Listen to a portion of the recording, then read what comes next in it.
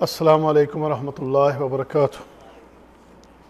الحمدللہ رب العالمین والصلاة والسلام علی رسولہ الکریم وعلی آلہ وصحبہ اجمعین وبعد۔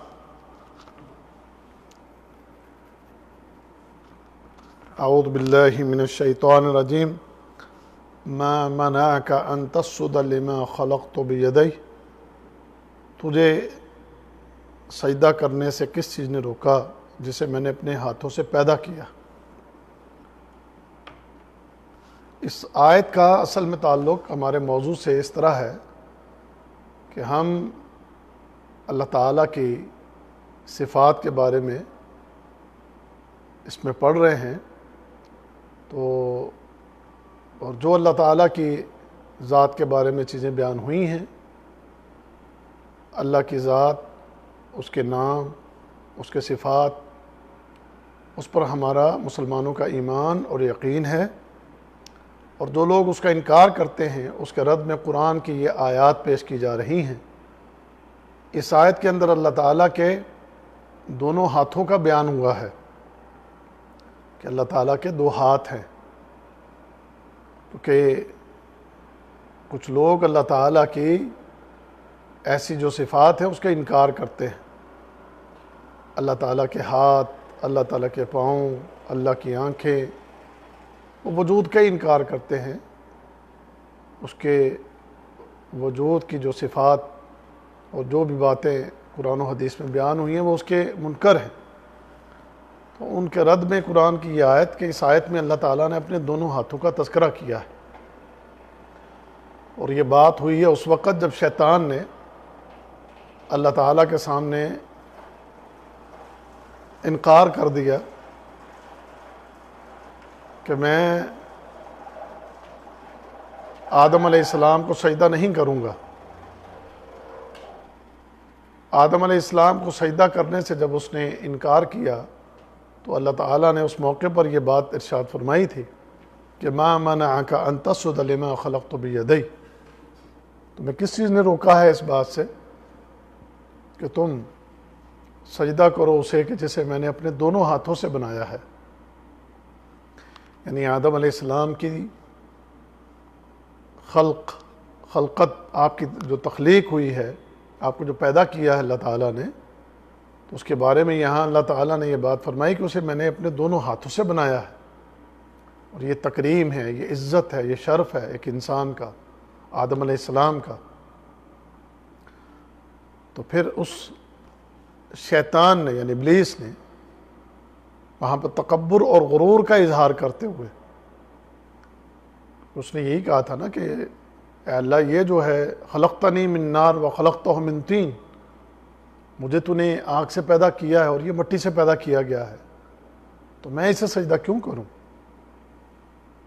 تو اس تکبر میں اور اس گھمنڈ اور غرور میں آ کر اس نے سجدہ کرنے سے انکار کر دیا، تو وہ تکبر اور غرور جو ہے اس کے لے ڈوبا اور اس کی تباہی اور بربادی کا سبب بن گیا۔ تو اللہ تعالیٰ نے انسان کے لیے، بنی آدم کے لیے، اور خاص کر یہاں آدم علیہ السلام کا تذکرہ ہے کہ کیسا شرف اور کیسی عزت اور کیسی تکریم والی بات ہے، کسی انسان پر اللہ نے کیسا عظیم کرم کیا ہے، اس کی تخلیق اپنے دونوں ہاتھوں سے۔ تو ایک تو یعنی اللہ تعالیٰ نے اپنے دونوں ہاتھوں کا تذکرہ کیا، اس پر ہمارا ایمان ہے اور ہمارا یقین ہے، مانتے ہیں۔ اب وہ ہاتھوں کی تمثیل بیان کرنا، ایسے ہوں گے، ویسے ہوں گے، کیسے ہوں گے، اس کی بحث میں نہیں پڑھنا چاہیے، وہ اللہ تعالیٰ بہتر جانتا ہے۔ لیس کمثلہ شیء، اس کی طرح کی کوئی چیز ہم مثال نہیں دے سکتے کہ اس کے ہاتھ ایسے ہیں، اس کی انگلیاں ہیں، انگلیاں اس طرح ہیں، ہاتھ اس طرح، نہیں، ہمارا ایمان ہے۔ اس کی کیفیت مجہول ہے، لہذا ہم اس کے بارے میں خاموش ہیں۔ تو جو چیز موجود ہے اس پر ہم یقین رکھتے ہیں، ایمان رکھتے ہیں، اور اسی کو بیان کرتے ہیں۔ پھر اس کے بعد اس انسان کے لیے یہ جو اعزاز کی بات ہم کر رہے ہیں کہ تقریباً آپ مخلوق میں جو بھی آپ پڑھتے ہیں تو اللہ تعالیٰ نے ہر چیز کے بارے میں یہ فرمایا کہ میں نے اسے حکم دیا اور وہ چیز بن گئی۔ ہر چیز کو، جیسے فرمایا نا جب ہم نے کسی چیز کا ارادہ کیا اور کہا کن فیکون، ہم نے کہا اور وہ ہو گیا. لیکن انسان کے بارے میں فرمایا کہ اسے ہم نے اپنے دونوں ہاتھوں سے بنایا ہے، اسے دونوں ہاتھوں سے پیدا کیا. تو جس سے اللہ تعالیٰ نے جسے اپنے ہاتھوں سے بنایا ہے، پھر اس کے لیے اللہ کی محبت اور اللہ کے پیار کا معاملہ، پھر جیسے ہم جانتے ہیں اس انسان کے لیے فرمایا کہ بالناس لرؤوف الرحیم، اللہ تعالیٰ لوگوں کے ساتھ رؤوف ہے، رحیم ہے. ان ربی رحیم ودود، رب ہمارا رحیم اور ودود ہے، پھر اس کا پیار اور محبت بھی بہت ہے اس سے. یہ الگ بات ہے کہ یہ انسان اس معاملے میں تساہل کا شکار ہے، جہالت میں ڈوبا ہوا ہے، غفلت میں ڈوبا ہوا ہے، لیکن اللہ نے اس کے ساتھ بڑا عزت والا، تکریم والا، محبت والا معاملہ کیا ہے. تو یہاں پر اور اسی طرح اگلی آیت میں سورہ مائدہ کی جو آیت، اس میں بھی اللہ تعالیٰ کے ہاتھ کا تذکرہ ہے. وَقَالَتِ الْيَهُودُ يَدُ اللَّهِ مَغْلُولَةٌ غُلَّتْ أَيْدِيهِمْ وَلُعِنُوا بِمَا قَالُوا بَلْ يَدَاهُ مَبْسُوطَتَانِ يُنْفِقُ كَيْفَ يَشَاءُ. یہودیوں نے کہا کہ اللہ کا ہاتھ بندھا ہوا ہے، تو اللہ نے ان کو جواب دیا غلت ایدیہم، ہاتھ ان کے بندھے ہوئے ہیں. وَلُعِنُوا بِمَا قَالُوا، اور ان پر اللہ کی طرف سے لعنت ہے کہ جو ان کی بات یا جو یہ بات کرتے اور کہتے ہیں اس وجہ سے ان پر اللہ کی لعنت. بلکہ اللہ کے دونوں ہاتھ، یہاں اللہ کے دونوں ہاتھ کا تذکرہ، بل یداہ، اس کے دونوں ہاتھ مبسوطتان، کھلے ہوئے ہیں، ينفق کیف یشاء، اور جیسے چاہتا ہے ویسے خرچ کرتا ہے. تو اس آیت میں بھی اللہ تعالیٰ کے ہاتھوں کا اور دو ہاتھوں کا واضح تذکرہ ہے کہ اس کے دونوں ہاتھ کھلے ہیں. اس سے یہ پتہ چلا کہ اللہ کے ہاتھ دو ہیں. واضح طور پر اللہ تعالیٰ نے یہاں پر بل یداہ، تثنیہ کا صیغہ یہاں پر، مبسوطتان، کھلے ہوئے ہیں. تو اللہ تعالیٰ کے دو ہاتھ ہیں، اس آیت سے بھی یہ دلیل مل گئی. اور یہاں پر یہودیوں کا تذکرہ ہوا ہے. یہودی اصل میں ایک ایسی قوم تھی کہ وہ جو ایک عرصہ دراز تک فرعون کے زیر اثر رہی.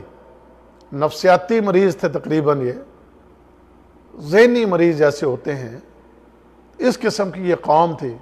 غلامی کی زندگی بسر کی تھی اور ڈر اور خوف کے سائے میں زندگی بسر کی تھی، اور فرعون کے ظلم و ستم سہتے ہوئے زندگی بسر کی تھی. تو دماغی طور پر بے وقوف اور بڑے ہی جلد باز اور بڑے ہی ناشکرے قسم کے لوگ تھے. اب اس ہستی کے بارے میں ایسی باتیں کرنے لگے کہ جس ہستی نے انہیں فرعون سے نجات دی، جس ہستی نے انہیں زمین کا وارث بنایا، جس ہستی نے انہیں زمینوں پر حکومت دی، غلامیوں سے نکال کے بادشاہتیں عطا کی، حکومتیں عطا کی، زمینیں عطا کی، عزتیں عطا کی.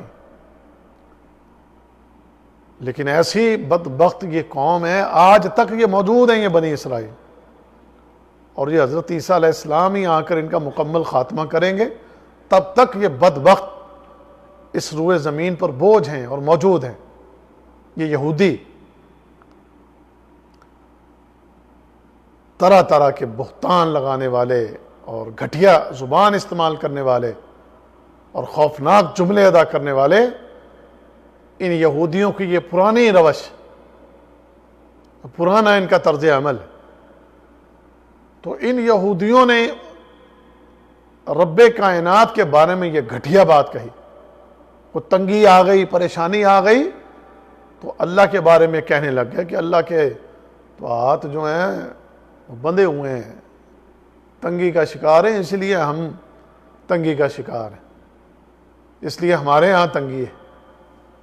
اس کا ہاتھ تنگ ہے تو ہمارا بھی ہاتھ تنگ ہے، معاذ اللہ. تو رب کائنات نے پھر جواب دیا، فرمایا غلت ایدیہم، ہاتھ تمہارے بندھے ہوئے ہیں. تمہیں خزانوں کا مالک بھی اللہ بنا دے تو تم نے وہ اللہ کی راہ میں خرچ نہیں کرنے، غریبوں مسکینوں فقیروں پر خرچ نہیں کرنے، بلکہ تم اتنے گھٹیا ہو اس اللہ کی عطا کو لوگوں سے روک کر اپنے پاس خزانے جمع کرو گے.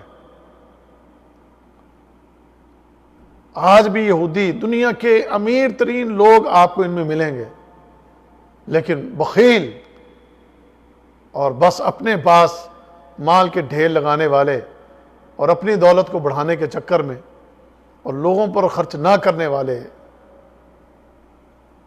ہاتھ ان کے بدے ہوئے ہیں. اور دوسری بات، وَلُعِنُوا بِمَا قَالُوا، ان پر لعنت ہو ان کے اس قول کی وجہ سے، ان کی باتوں کی وجہ سے.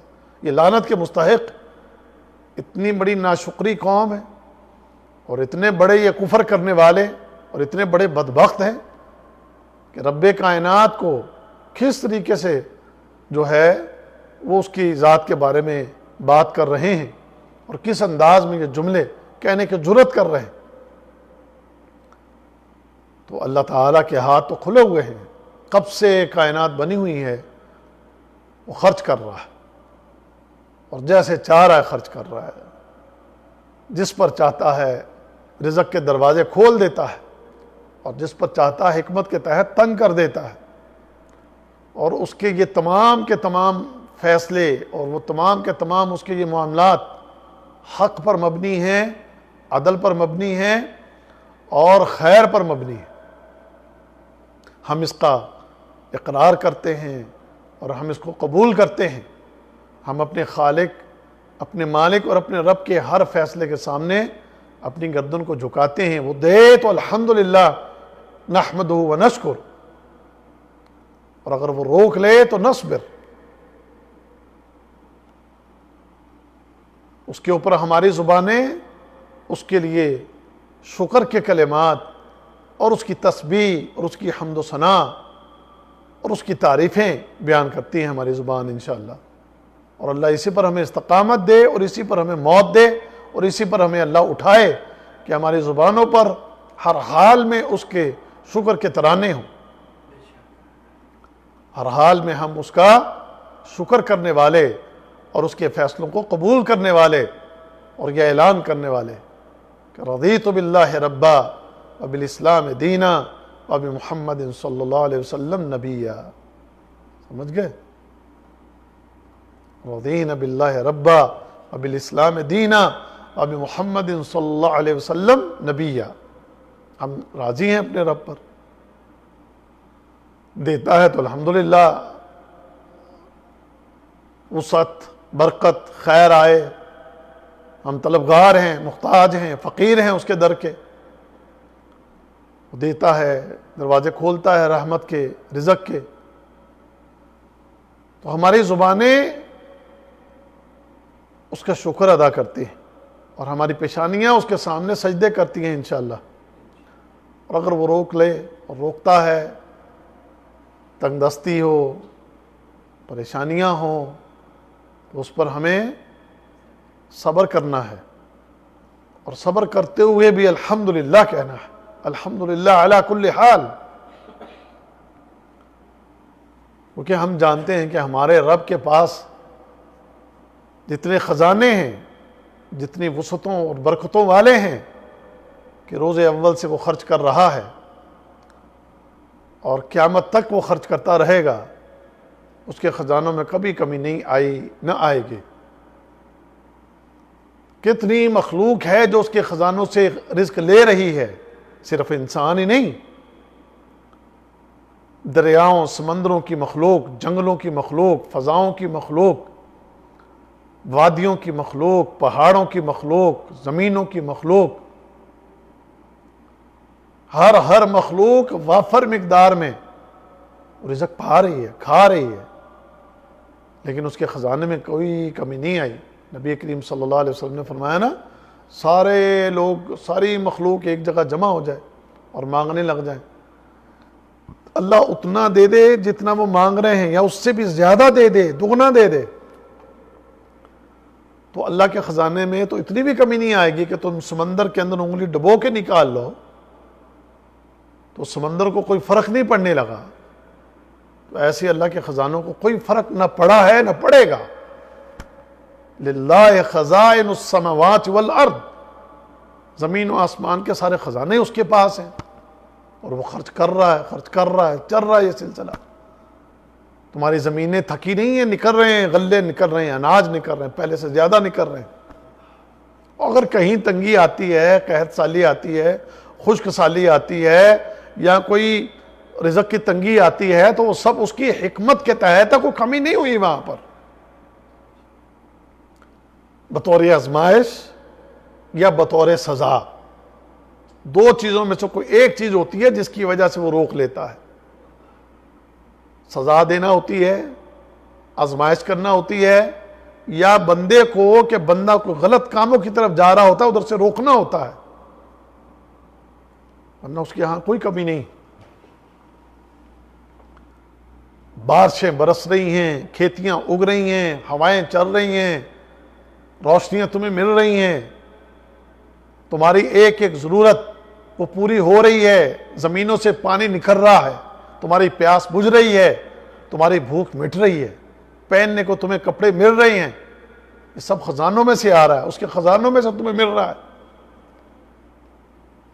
تمہیں جینے کے لیے جن جن چیزوں کی ضرورت ہے، ایک ایک چیز کا، ہواؤں کا، روشنیوں کا، آکسیجن کا،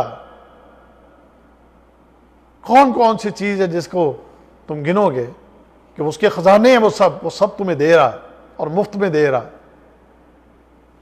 جو چیزیں تمہیں کروڑوں اربوں روپے لگا کر تم نہیں اپنے لیے اویل کر سکتے، وہ چیزیں تمہیں مفت میں دے رہا ہے. سورج کی روشنی اگر روک لی جائے تو تم کروڑوں اربوں خربوں خرچ کر لو تو اس طرح کی روشنی تم لا نہیں سکتے کہ جو روشنی تمہیں اصل میں چاہیے.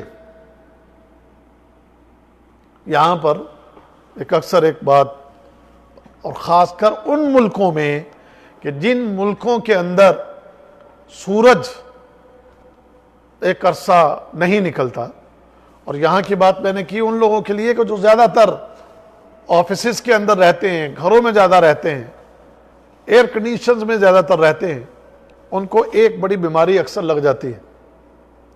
اکثر ان کو جو ہے نا وہ بیماری دیکھنے کو اور سننے کو ملتی ہے. کہتے ہیں جی اس کے اندر وٹامن ڈی کی کمی ہے، اور جب وٹامن ڈی کی کمی ہوتی ہے ہڈیاں کمزور ہوتی ہیں، جسم درد کرتا ہے، ایڑیاں درد کرتی ہیں، اور انسان کا جناب سسٹم جو ہے نا وہ صحیح طرح کام نہیں کر رہا ہوتا. اب وہاں پر ڈاکٹر کیا کہتے ہیں؟ کہتے ہیں جی وٹامن ڈی کی کمی کے لیے ضروری ہے کہ آپ سورج کی روشنی لیں. آپ اگر سورج کی روشنی لیں گے تو یہ وٹامن ڈی کی کمی نہیں ہوگی آپ میں. اور یہ بیماری وٹامن ڈی کی کمی کی اکثر ان ملکوں میں ہوتی ہے جہاں پر لوگ سورج کی روشنی سے دور رہتے ہیں یا وہاں پر سورج کم نکلتا ہے، ان لوگوں کو یہ مسئلہ ہوتا ہے.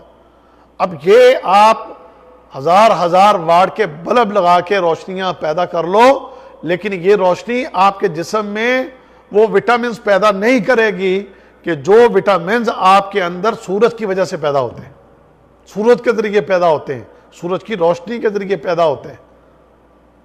تو یہ چیزیں آپ اس خالق اور مالک سے مفت میں لے رہے ہو، تمہیں مل رہی ہیں. تمہارے جسم میں کن کن چیزوں کے ذریعے تمہارے جسم کی پرورش ہو رہی ہے تمہیں پتہ ہی نہیں ہے. یہ رزق تمہیں کون دے رہا ہے؟ ہوائیں ایک کردار ادا کرتی ہیں، سردی ایک کردار ادا کرتی ہے، گرمی ایک کردار ادا کرتی ہے. تمہارے جسم سے نکلنے والے پسینہ تمہارے جسم کے بڑھانے کا اور جسم کی توانائی میں ایک کردار ادا کرتا ہے. تمہارا کھانا، تمہارا پینا، اور کھانے اور پینے میں مختلف قسم کی سبزیاں، دالیں، گوشت، اور پھر نہ جانے کیا کیا آئٹم جو تم بنا کر اس کے اندر ڈالے جانے والے مسالے اور اس کے اندر ڈالے جانے والے مختلف قسم کی، یہ ٹماٹر ڈالیں، یہ جناب اس کے اندر لہسن ڈالا ہے، یہ اس کے اندر جناب ادرک ڈالا ہے، اس کے اندر فلاں چیز ڈالی ہے. یہ سارے کے سارے رزق تمہیں کہاں سے آ رہے ہیں بھائی؟ جو تمہارے جسم میں ان تمام توانائیوں کو بڑھاتے، پیدا کرتے، یہ سارے رزق کہاں سے آ رہے ہیں؟ یہ سب تمہیں اللہ دے رہا ہے. تو اس کے ہاتھ تو ایسے کھلے ہیں کہ تمہیں ایسی ایسی چیزیں دے رہا ہے کہ جو چیزیں تم اپنی طرف سے نہ بنا سکتے، نہ پیدا کر سکتے، نہ اس کے اسے حاصل کر سکتے، لیکن یہ سب کچھ تمہیں وہ مفت میں دے رہا ہے، سب کچھ تمہیں مل رہا ہے۔ کیا کیا چیزیں بیان کریں اس کے ہاتھوں کے کھلے ہوئے کے حوالے سے، تو ينفق کیف یشاء، جیسے چاہتا ہے خرچ کر رہا ہے، دونوں ہاتھ کھلے ہوئے، دن رات خرچ کر رہا ہے، دن رات اپنی مخلوق کو دے رہا ہے۔ اے رب، ہم ایمان لائے تیرے اس خرچ کرنے پر، ایمان لائے ہم اس بات پر کہ دونوں تیرے ہاتھ ہیں اور دونوں ہاتھ تیرے کھلے ہیں، اور ایمان لائے اس بات پر کہ بے شک تیرے خزانوں میں نہ کمی آئی اور نہ آئے گی۔ آگے آ جائیں، اگلی آیت میں اللہ تعالیٰ کی ایک اور صفت کے حوالے سے بات ہوئی ہے، فرمایا وَاصْبِرْ لِحُکْمِ رَبِّكَ فَإِنَّكَ بِأَعْيُنِنَا، اپنے رب کے حکم کے انتظار میں صبر سے کام لیں، بے شک آپ ہماری آنکھوں کے سامنے ہیں۔ اب اس آیت میں اللہ کی آنکھوں کا تذکرہ ہے۔ آنکھ اللہ کی صفت، جی ہاں اللہ کی آنکھیں ہیں، اور احادیث کی روشنی میں دو آنکھیں ہیں۔ اب ہمارے رب کی دو آنکھیں، قرآن اور حدیث کی روشنی میں ہمارے سامنے یہ بات آئی، ہم اس پر ایمان لائے ہیں، ہم اس پر یقین رکھتے ہیں۔ بات پھر وہی ہو جائے گی، اس کی کیفیت، یہ ساری چیزیں اس کی بحث کی ضرورت ہی نہیں ہے، بس ایمان لائے، ہم جانتے ہیں۔ اب اس آیت پر آ جائیں، یہ حکم نبی کریم صلی اللہ علیہ وسلم کو، وَاصْبِرْ لِحُکْمِ رَبِّكَ، آپ اپنے رب کے حکم، آپ کو جو مل رہا ہے بس آپ صبر کریں۔ صبر تین چیزوں میں ہوتا ہے، ایک اللہ کی اطاعت کرتے ہوئے، بعض اوقات کچھ مسائل، تنگیاں، پریشانیاں آتی ہیں اور رکاوٹیں آتی ہیں، لیکن آپ نے صبر کے ساتھ اس اطاعت میں لگے رہنا ہے۔ نمبر دو، معصیت سے بچنے میں صبر۔ بعض اوقات نفس کسی چیز کو طلب کر رہا ہوتا ہے، دل چاہ رہا ہوتا ہے، نفس چاہ رہا ہوتا ہے، اور ایک طرف اللہ کا حکم ہوتا ہے کہ یہ نہیں کرنا، اس رکنا ہے، تو نفس کو وہاں روکنا یہ صبر ہے کہ میں نے یہ غلط کام نہیں کرنا، اس معصیت سے بچنا ہے، اس گناہ سے بچنا ہے۔ تو اس گناہ سے بچنے کے لیے اپنے آپ کو قابو کرنا، یہ صبر ہے۔ اور تیسرا، صبر کی یہ قسم ہے کہ اللہ کے جو بھی فیصلے ہوں، تنگی آئے، مصیبت آئے، آزمائش آئے، پریشانی آئے، اس پر صبر کرنا ہے۔ تو نبی کریم صلی اللہ علیہ وسلم آپ کی ساری زندگی تنگیوں، آزمائشوں، پریشانیوں اور کافروں کے ساتھ، دین کے دشمنوں کے ساتھ لڑنے، جہاد کرنے اور پھر نقصانات ہونا، یہ آپ کی زندگی بھری پڑی ہے ان معاملات سے۔ لیکن پیارے حبیب محمد رسول اللہ صلی اللہ علیہ وسلم نے صبر کے دامن کو کبھی نہیں چھوڑا۔ انتہائی تنگ دستی اور انتہائی مصیبت اور پریشانی کے ایام، لیکن اطاعت اور فرما برداری پر قائم، معصیت سے دور، اور غموں اور پریشانیوں میں ٹوٹ جانے کے باوجود دل، دماغ، زبان یکسو ہو کے رب کائنات کی عبادت میں اور اس کے شکر میں مصروف۔ راتوں کو لمبے قیام، یہاں تک کہ پاؤں سوج رہے ہیں۔ زندگی اتنی تنگ ہے کہ اماں عائشہ کہتی ہیں مہینہ مہینہ ہمارے گھر میں چولہا نہیں جل رہا۔ زندگی میں اتنی تنگ دستی ہے کہ جب دنیا سے رخصت ہو رہے ہیں تو نبی کریم صلی اللہ علیہ وسلم کی زرہ ایک جگہ گروی پڑی ہے اور قرض لیا ہوا ہے۔ لیکن آپ دیکھیں اس تمام تر تنگیوں اور مصیبتوں کے باوجود پیارے حبیب صلی اللہ علیہ وسلم اپنے خالق اور مالک کے ساتھ کیسے جڑے ہوئے ہیں، اس کے دین پر کیسے قائم ہیں، کیسی استقامت ہے، اور کیسے اس کی عبادت اور اطاعت ہے، اور کیسے اس کے دین کی خدمت ہے۔ بڑے سے بڑے مصائب آئے، مصیبتوں کے پہاڑ ٹوٹے، لیکن زبان پر بات یہی ہے کہ اللہ ہم تجھ سے راضی ہیں، اے اللہ ہم تجھ سے راضی ہیں، اے اللہ ہم تجھ سے راضی ہیں۔ بیٹا ابراہیم فوت ہو گیا تو کہتے ہیں اللہ دل بھی غمگین ہے، دل غمگین ہے، لیکن زبان پر تیری ذات سے کوئی شکوہ نہیں، یہ زبان تیرا شکریہ ادا کرتی ہے۔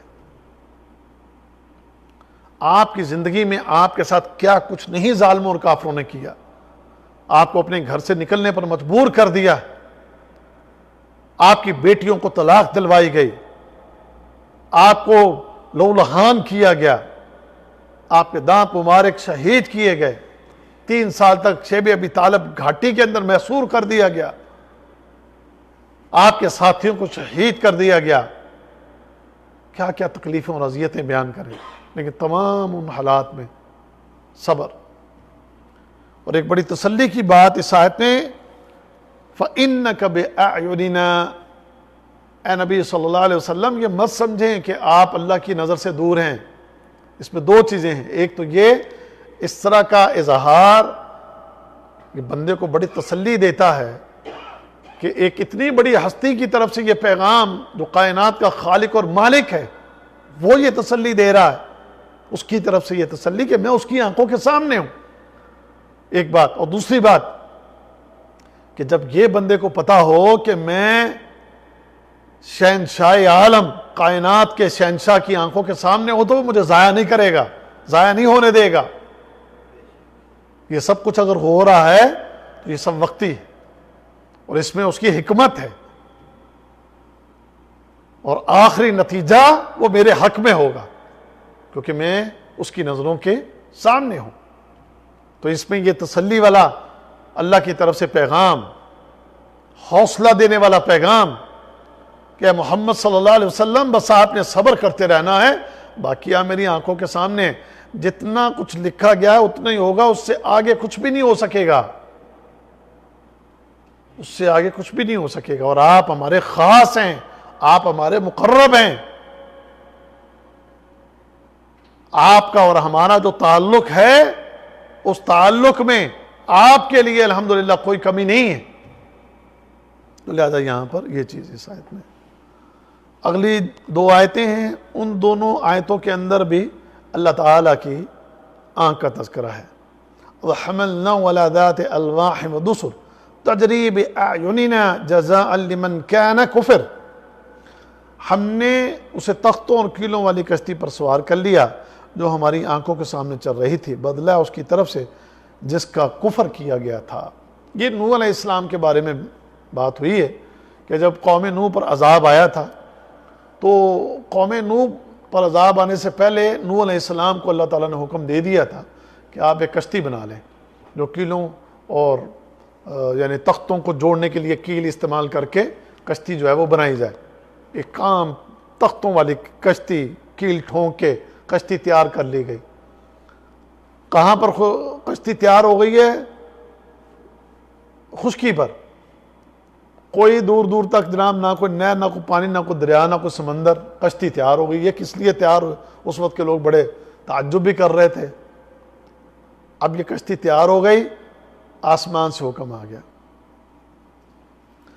آسمان کو حکم دے دیا کہ بھی پانی برسا، اور زمین کو حکم دے دیا کہ چشمے نکال دے۔ تو اب اس شکل میں آسمان سے بھی پانی برس رہا ہے، زمین سے بھی پانی نکل رہا ہے۔ اگر تو نہ صرف زمین سے پانی نکلا ہو تو چلو کشتی سیدھی چل رہی ہے، لیکن جب آسمانوں سے بھی پانی برس رہا ہے، زمینوں سے بھی پانی نکل رہا ہے تو کشتی ڈوب سکتی ہے۔ لیکن نہیں، فرمایا یہ تخت اور کیلوں سے بنی ہوئی یہ کشتی ہماری نظروں کے سامنے چلے گی اور اس کو ہم بچا کر پار لگائیں گے، نہ سمندروں کی لہریں اس کا کچھ بگاڑیں گی اور نہ آسمانوں سے اترنے والا پانی اس کے لیے نقصان کا سبب بنے گا۔ آسمان سے پانی بھی اترے گا اور زمینوں سے پانی بھی ابلے گا، زمینوں سے بھی پانی ابلے گا، آسمانوں سے بھی پانی اترے گا، سب ڈوب جائیں گے، لیکن کشتی ہماری آنکھوں کے سامنے رواں دواں رہے گی اور محفوظ رہے گی۔ کہ جب آسمانوں کے دروازے کھل گئے پانی کے، فَفَتَحْنَا عَلَيْهِمْ أَبْوَابَ السَّمَاءِ، کہ ان پر آسمانوں کے دروازے کھل جائیں اور زمین بھی جناب چشمے ابال دے۔ دریاؤں میں، سمندروں میں جب طوفان آتے ہیں تو بڑے بڑے جہاز جو ہیں، سمندری جہاز، وہ ڈوب جاتے ہیں، لیکن اس دنیا میں یا روئے زمین پر اس اتنے بڑے طوفان کے اندر جب سب ڈوب گئے ہیں، لیکن نوح علیہ السلام کی کشتی وہ محفوظ ہے، نوح علیہ السلام کے ماننے والے محفوظ ہیں۔ اور یہاں پر کہ ہم دیکھ رہے ہیں، اور یہ بدلہ ہے اے نوح اور نوح کے ماننے والوں اس ہستی کی طرف سے کہ جس ہستی کا تمہارے یہ ارد گرد کے یہ تباہ اور برباد ہونے والے لوگوں نے انکار کیا تھا، ان کی تباہی اور بربادی اور تمہارے لیے جزا اور بدلہ کہ تمہیں ہم پار لگا رہے ہیں۔ اللہ اکبر۔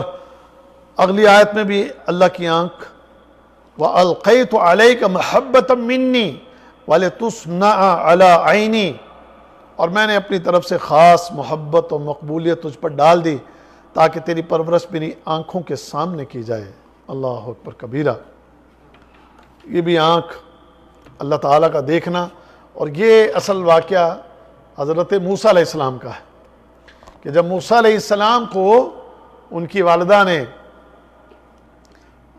سمندر میں ڈال دیا، دریا میں ڈال دیا، تو فرعون کے فوجی وہ تو ڈھونڈ رہے تھے کوئی بچہ جو بھی بنی اسرائیل کا ملے گا اس کو قتل کرنا ہے، لیکن اللہ تعالیٰ یہاں فرماتے ہیں کہ یہاں پر معاملہ تمہارے لیے ہم نے یہ کر دیا کہ تمہاری محبت ان دشمنوں کے دلوں میں ڈال دی جو دشمن بنے پھر رہے تھے اور ڈھونڈ رہے تھے اور وہ خون کے پیاسے تھے، لیکن ہم نے ان سب کے دلوں میں آپ کی محبت ڈال دی۔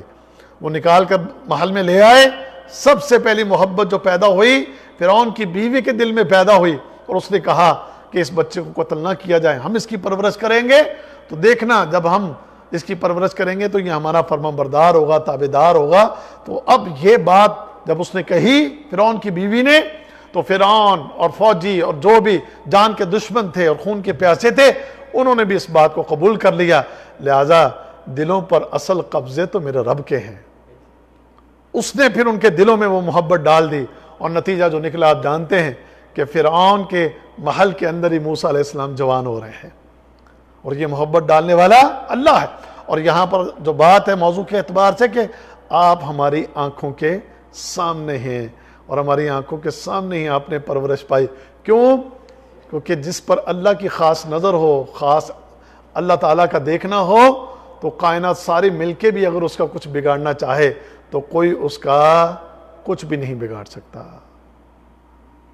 تو اس سے یہ بات پتہ چلتی ہے، ایک تو آنکھ کے حوالے سے کہ اللہ کی آنکھیں ہیں، اور دوسرا اس حوالے سے کہ اللہ تعالیٰ کی نظر جس پر خاص نظر ہو، الحمدللہ اس کے لیے دنیا اور آخرت دونوں جہانوں کے اندر ہی اس کے لیے خیر ہے۔ اللہ تعالیٰ ہم سب کو سمجھنے کی اور عمل کرنے کی توفیق عطا فرمائے۔